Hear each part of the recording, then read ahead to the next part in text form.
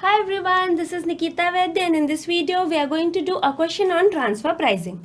Mariana Limited has two divisions, Division A and Division B. Division A produces product Z which it sells to external market and also to Division B. Mariana Limited has two divisions, Division A and Division B. Division A sell करता है product Z जो वो external market को भी cell करता है और किसको सेल करता है डिवीजन बी को भी सेल करता है क्या product Z. Now, divisions in the Mariana Limited are treated as profit centers and divisions are given autonomy to set transfer prices and to choose their supplier. Divisions in Mariana limited मतलब division A और B, question में हम बात कर रहे हैं division A और B की, उनको ऑटोनॉमी है क्योंकि वो क्या है प्रॉफिट सेंटर्स है. उनको ऑटोनॉमी है अपना ट्रांसफर प्राइस सेट करने के लिए और अपना सप्लायर चूज करने के लिए. Performance of each division measured on the basis of target profit given for each period. हर एक डिवीजन का परफॉर्मेंस कैसे मेजर होता है on the basis of target price target profit given for each period. हर समय उनको टारगेट प्रॉफिट दिया जाता है और उस बेसिस पे उनका परफॉर्मेंस मेजर होता है. Division A can produce 1 lakh units of product Z at full capacity. Division A कितना प्रोड्यूस कर सकता है फुल कैपेसिटी में 1 lakh units of product Z, right. Now, demand for product Z in the external market is for 70,000 units only at selling price of rupees 2,500 per unit, right. External market में demand कितनी है Z की 70,000 units की demand है eight the rate rupees 2,500, right.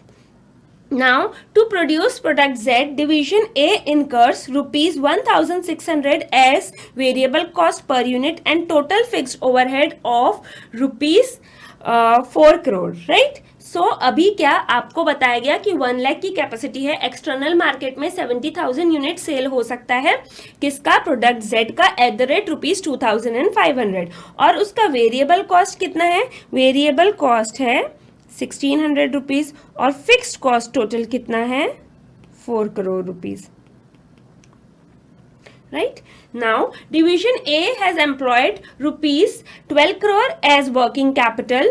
Working capital is financed by cash credit facility provided by its its lender bank at the rate 11.50% per annum. मतलब क्या कि जो डिवीजन A है उसने कितना एम्प्लॉय किया है, उसने एम्प्लॉय किया है 12 crore rupees as working capital.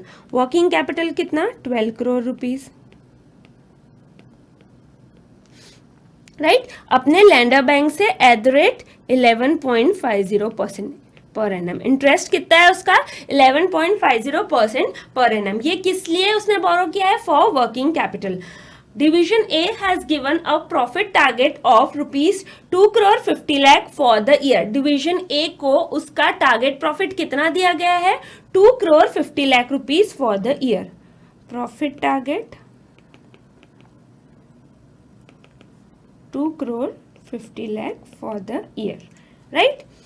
Now, Division B has found two other suppliers R Limited and S Limited who are agreed to supply product Z. अभी क्या डिवीजन B को दो और सप्लायर मिल गए R Limited और S Limited. डिवीजन A से वो लेता था अभी तक लेकिन दो सप्लायर मिल गए R Limited और S Limited जो उसको प्रोडक्ट Z देने के लिए तैयार हैं. Division B has requested a quotation for 40,000 units of product Z from division A. अभी डिवीजन B ने क्या किया 40,000 यूनिट्स का कोटेशन मांगा है किससे डिवीजन ए से. क्यों, क्योंकि वो कंपेयर करेगा कि डिवीजन ए कितने प्राइस में दे रहा है और मुझे आर लिमिटेड और एस लिमिटेड किस प्राइस में दे रहे हैं. जो सबसे कम प्राइस में देंगे उनसे वो ले लेगा, right. Now required calculate the transfer price per unit of product Z that division should quote in order to meet target profit for the year. आपको क्या करना है ट्रांसफर प्राइस पर यूनिट निकालना है जेड के पर यूनिट का transfer price निकालना है जो डिवीजन ए कोट करेगा to meet target profit for that year. मतलब क्या, अगर डिवीजन ए को टारगेट प्रॉफिट मीट करना है तो वो अपना ट्रांसफर प्राइस क्या रखेगा एक यूनिट का, 40,000 यूनिट्स का उसको मांगा है डिवीजन बी ने, वो पर यूनिट ट्रांसफर प्राइस कितना रखेगा अगर उसको अपना टारगेट प्रॉफिट भी क्या करना है, मीट करना है। Calculate the two prices division A would have to quote to division B if it became Mariana limited policy to quote transfer prices based on opportunity cost. अगर आप देखिए डिवीजन ए डिवीजन बी को क्या दो price quote करेगा, अभी तो क्या एक प्राइस कोट करता है, दो प्राइस कोट करेगा अगर वो ट्रांसफर प्राइस बेस्ड ऑन क्या है, अपॉर्चुनिटी कॉस्ट है, राइट। अब समरी देखिए, मारियाना लिमिटेड है, उसका डिवीजन ए है और डिवीजन बी है, right. Division A 1 lakh unit बनाता है और 2000 वो एक्सटर्नल मार्केट में 70,000 यूनिट सेल कर सकता है eight the rate ₹2,500। Variable cost उसका 1600 है, फिक्स कॉस्ट कितना है, 4 करोड़ है। वर्किंग कैपिटल वो बोरो करता है बैंक से 12 करोड़ एट द रेट 11.5% और उसका टारगेट प्रॉफिट है 2 करोड़ 50 लाख। अभी डिवीजन बी को आर लिमिटेड और एस लिमिटेड भी प्रोडक्ट जेड देने तैयार है, इसलिए उन्हें 40,000 यूनिट्स का कोट मांगा है डिवीजन ए से। तो डिवीजन ए डिवीजन बी को क्या कोट करेगी पर यूनिट अगर उसको अपना टारगेट प्रॉफिट भी मीट करना है, और दूसरा क्या कि दो प्राइस अगर कोट करना है डिवीजन ए को on the basis of opportunity cost. मतलब क्या, वो स्पेयर कैपेसिटी वाला, अगर स्पेयर कैपेसिटी है तो मैं आपको अपने वेरिएबल कॉस्ट पे ही दे दूंगा, और नहीं स्पेयर कैपेसिटी नहीं है तो फिर वेरिएबल कॉस्ट प्लस जो भी कंट्रीब्यूशन का लॉस हुआ है, राइट। सो सबसे पहले तो डिवीजन ए क्या कोट करेगा, right, transfer price per unit that division A should quote to meet target profit, right. समझ में आ गया आपको। So target profit given for year, आपको बैकवर्ड्स जाना पड़ेगा क्योंकि आपके पास टारगेट प्रॉफिट गिवन है और आपको ट्रांसफर प्राइस निकालना है, राइट। सो अमाउंट रुपीज में है कितना, 2 करोड़ 50 लाख। अब ये आपका क्या होगा, ये टारगेट प्रॉफिट है, मतलब टोटल आपको फाइनल प्रॉफिट ये अर्न करना है 2 करोड़ 50 लाख, राइट। फाइनल मतलब इंटरेस्ट सब माइनस करके फाइनल आपको 2 करोड़ 50 लाख रुपीस कमाना है। तो 2 करोड़ 50 लाख रुपीस अगर अर्न किया आपने तो ये आफ्टर इंटरेस्ट है, इसमें इंटरेस्ट एड बैक करेंगे प्लस इंटरेस्ट, कितना पूरे साल में इंटरेस्ट कितना आएगा, आपने 12 करोड़ रुपीस लोन लिया है फॉर वर्किंग कैपिटल इनटू 11.5%। सो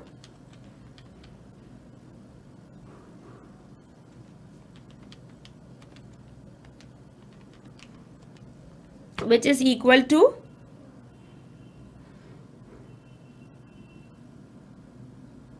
1 करोड़ 38 लाख। ये क्या हो गया, इंटरेस्ट हो गया। आपको टारगेट प्रॉफिट अर्न करना है 2 करोड़ 50 लाख, ये सब लास्ट में इतना प्रॉफिट अर्न करना है, तो इसमें जब इंटरेस्ट को ऐड बैक कर देंगे तो आपका आ गया profit before interest. Profit before interest कितना आ गया, 2 करोड़ 50 लाख प्लस 1 करोड़ 38 लाख, तो टोटल कितना 3 करोड़ 88 लाख। ये आ गया प्रॉफिट बिफोर इंटरेस्ट। अभी ये प्रॉफिट बिफोर इंटरेस्ट आ गया। अब आपको कहाँ जाना है, कंट्रीब्यूशन की तरफ जाना है। सो कंट्रीब्यूशन क्या होता है, ये देखिए, कंट्रीब्यूशन माइनस फिक्स कॉस्ट क्या होता है, प्रॉफिट होता है। तो आपके पास प्रॉफिट दिया हुआ है और आपके पास फिक्स कॉस्ट दिया हुआ है, कंट्रीब्यूशन कैसे निकलेगा, profit plus fix cost is equal to contribution add fixed overhead. कितने हैं फिक्स्ड ओवरहेड, देखिए मैंने समरी चार्ट में ही बनाया, क्वेश्चन तक भी नहीं जाना पड़ेगा अब तो आपको।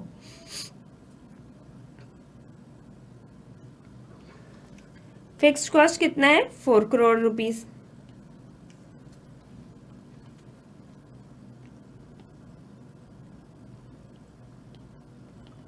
राइट। तो ये क्या हो गया, कंट्रीब्यूशन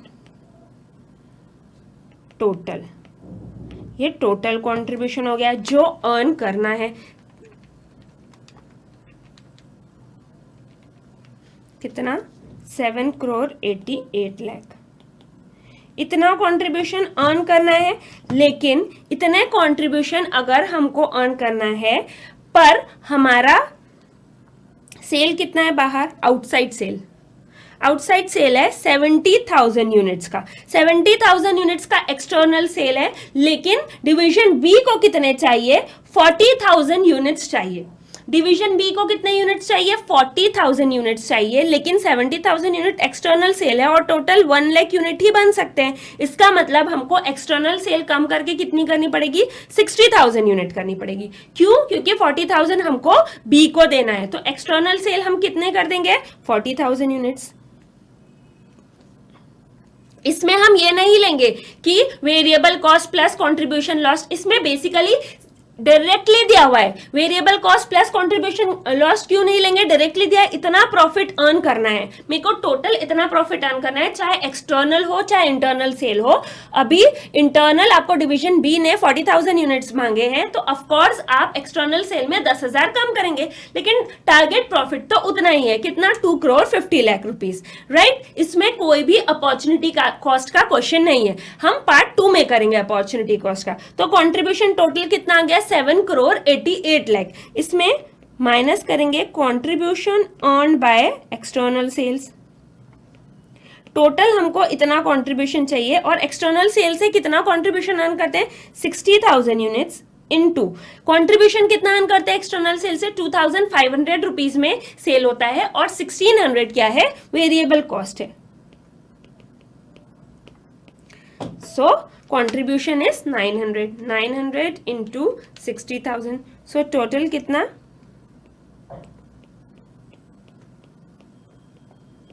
5 करोड़ 40 लाख, मतलब 7 करोड़ 88 लाख में से 5 करोड़ 40 लाख तो हम किससे अर्न कर लेते हैं, एक्सटर्नल सेल से। सो कंट्रीब्यूशन फ्रॉम इंटरनल सेल्स कितना, 7 करोड़ 88 लाख माइनस 5 crore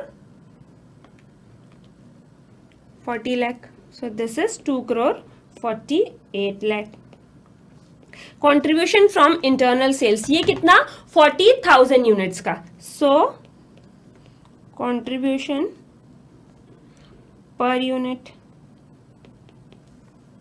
कितना, contribution per unit 2 crore 48 lakh divided by 40,000, ये कितना आ गया, ₹620। मतलब हम अगर इंटरनल सेल कर रहे हैं तो हम कंट्रीब्यूशन पर यूनिट कितना अर्न कर रहे हैं, 620। हमारा टारगेटेड प्रॉफिट है 2 करोड़ 50 लाख, उसमें से 5 करोड़ 40 लाख कंट्रीब्यूशन हम अर्न करते हैं एक्सटर्नल सेल से, 2 करोड़ 48 लाख कंट्रीब्यूशन हम अर्न करते हैं इंटरनल सेल से, मतलब हमको 620 रुपीज का कंट्रीब्यूशन अर्न करना है पर यूनिट से, 620 रुपीज का कंट्रीब्यूशन अर्न करना है, that mean 620 rupees is the transfer price नहीं, इतना कंट्रीब्यूशन मुझे अर्न करना है एक्सटर्नल सेल से, लेकिन transfer price is equal to variable cost plus contribution is equal to 620 plus 1600 is equal to 2220। आपको समझ में आया ये क्या है, क्यों, क्योंकि sales minus variable cost is equal to contribution, यहाँ सेल्स की जगह क्या है, ट्रांसफर प्राइस है, right. So sales is equal to contribution plus variable cost, so transfer price is equal to contribution plus variable cost. हमने निकाली total targeted profit, हमको दिया था कि कितना प्रॉफिट हमको अर्न करना है, उस हिसाब से हमने क्या निकाल लिया कि कितना कॉन्ट्रीब्यूशन हमको अर्न करना है, इतना कॉन्ट्रीब्यूशन अर्न करना है, इतना हम एक्सटर्नल सेल से कर लेंगे, इतना हम इंटरनल सेल से करेंगे, मतलब पर यूनिट 620 का कॉन्ट्रीब्यूशन हमको इंटरनल सेल से अर्न करना है। सो ट्रांसफर प्राइस कितना होगा per unit, variable cost plus contribution, that is ₹2220, right, transfer price per unit of internal sale. ये आ गया first part. Now second part.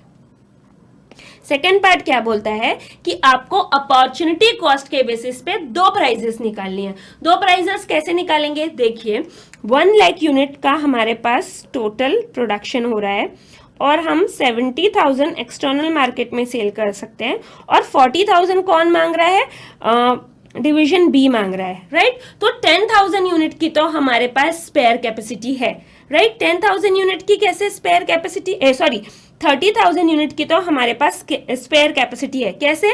1 lakh में से 70,000 का एक्सटर्नल सेल हुआ, तो मतलब 30,000 यूनिट की हमारे पास क्या है? स्पेयर कैपेसिटी है। तो वो तो हम क्या दे देंगे? मार्जिनल कॉस्ट यानी वेरिएबल कॉस्ट पे दे देंगे, राइट। लेकिन 10,000 यूनिट्स बाकी की, देखिए 30,000 की स्पेयर कैपेसिटी है, क्यों? क्योंकि एक्सटर्नल सेल हो रहा है 70,000 यूनिट्स का। लेकिन बाकी के जो 10,000 है, 40 में से 30 की स्पेयर कैपेसिटी है, बाकी के 10,000 के लिए आपको क्या करना पड़ेगा? एक्सटर्नल मार्केट में जो आप सेल कर रहे हैं वो 10,000 से कम करना पड़ेगा। मतलब 70,000 की जगह आपको क्या करना पड़ेगा? 60,000 का सेल करना पड़ेगा। तो आप अब क्या करेंगे उसके लिए कि 60,000 का सेल करेंगे। क्यों? क्योंकि आपको 10,000 डिवीजन बी को देना है। तो यहाँ पे जो 10,000 आपने कम बेचे, वो आप पर यूनिट कितने में बेचते थे? 2,500 रुपीज में। सो वो होगा आपका ट्रांसफर प्राइस। सो 30,000 यूनिट्स के लिए तो ट्रांसफर प्राइस होगा वेरिएबल कॉस्ट, दैट इज 1,600। लेकिन बाकी के 10,000 यूनिट्स के लिए आपका ट्रांसफर प्राइस होगा 2,500, क्योंकि अगर वो डिवीजन बी को नहीं देते तो क्या करते? एक्सटर्नल सेल करते, राइट। और वो कितने में करते हैं? 2,500। ऐसे ले लीजिए या फिर ऐसे लीजिए कि 1,600 तो वेरिएबल कॉस्ट है, प्लस कंट्रीब्यूशन का लॉस हुआ। कितना कंट्रीब्यूशन का लॉस हुआ? 2,500 में आप सेल कर रहे थे और 1,600 वेरिएबल कॉस्ट है, 900 कंट्रीब्यूशन का लॉस हुआ, दैट इज 2,500, राइट। सो अभी ये रफ में क्या था, अभी देखिए, for 30,000 units transfer price is equal to variable cost is equal to ₹1,600 per unit. For next 10,000 units, transfer price is equal to market price or variable cost plus contribution, ₹2,500 per unit। और ऐसे भी जाएंगे तो भी 1,600 plus 2,500 minus 1,600, so 1,600 plus 900, which is equal to ₹2,500 per unit, right? So this is it.